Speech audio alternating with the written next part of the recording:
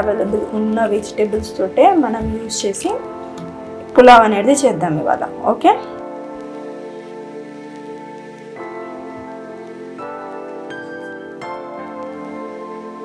Five minutes అట్లా మళ్ళీ stove పైన ఉడకబెట్టుకోవాలా. అంటే దీంట్లో మనకి కాలీఫ్లవర్లో ఏమంటారు పురుగులు ఉన్నాయి అవి ఉన్నాయి అంటారు కదా. సో అంతా డర్ట్ పోవడానికి వెజిటేబుల్స్ని ఫస్ట్ వాటర్లో కడిగేసుకొని కొంచెం ఒక 5 మినిట్స్ అలా హాట్ వాటర్ పెట్టి దాంట్లో వేసి తీయొచ్చు.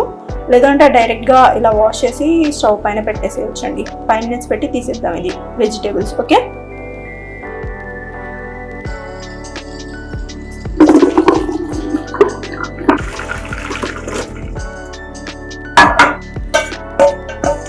ఇందులో ఫస్ట్ ప్యాన్ పెట్టేసుకున్నామండి. ప్యాన్ పెట్టేసుకొని దాంట్లో నేనైతే 3 పాలు వేసుకుంటున్నాను. బేసికల్గా ఆయిల్ ఎక్కువ తినొద్దు కాబట్టి మీ ఆప్షన్ ఇంకా అది.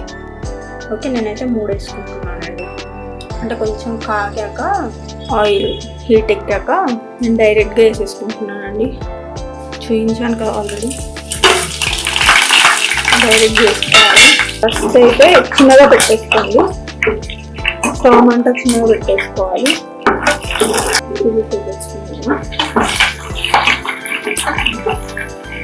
ఇప్పుడు ఆనియన్స్ వేసేస్తున్నానండి. బేసికల్గా onions most of the people వేయరు పులావ్లో, కానీ ఆనియన్స్ చాలా మంచివండి. కొంచెం తొందరగా అన్నం ఖరాబ్ అయిపోయి అది రీజన్ అనమాట.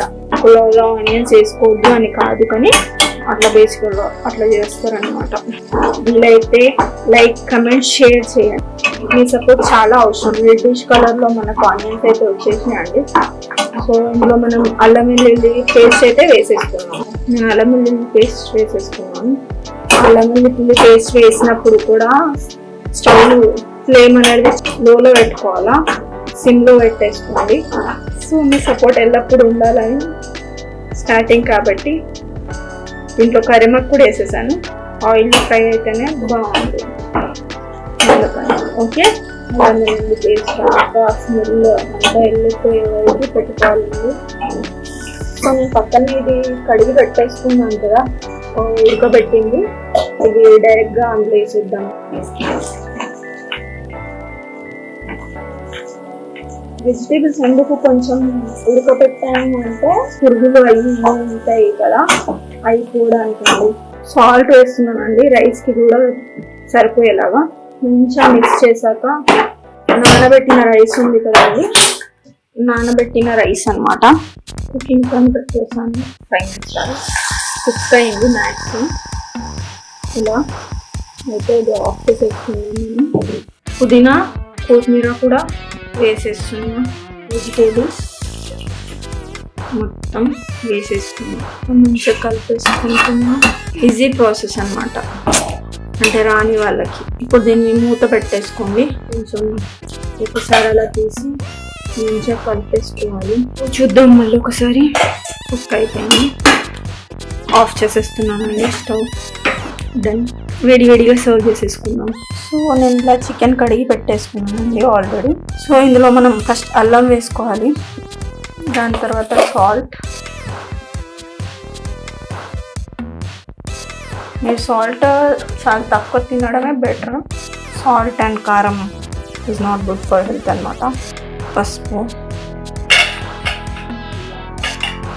యాంటీబయోటిక్, గరం మసాలా అంత మసాలా మనకు కావాలంటే మీరు రాగా అవన్నీ హర్బ్స్ అన్నీ రుబ్బుకోవచ్చు, దంచుకోవచ్చు. నేనైతే గరం మసాలా డైరెక్ట్ వేసేసుకున్నాను. సో ఇందులో మనం కర్డ్ వేసేసుకుంటున్నానండి నేను. సో నేనైతే హ్యాండ్ తోటే మిక్స్ చేస్తున్నానండి. కావాలంటే మీరు యూజ్ చేయవచ్చు గరిట. ఆయిల్ వేసుకోండి. మీ రిక్వైర్మెంట్ అండి. ఆయిల్ అయితే హెల్త్కి మంచిది కాదు, సో ఎక్కువ ఆయిల్ యూజ్ చేయకండి. ఓకే, సో మంచిగా వరకు ఫ్రై చేసుకోండి. కారం వేసేసుకుంటున్నాను.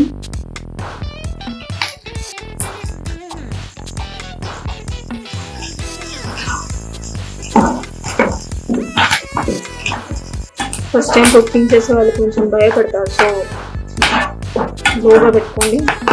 సో అల్లం వెల్లుల్లి పేస్ట్ చేసేసుకుందాం.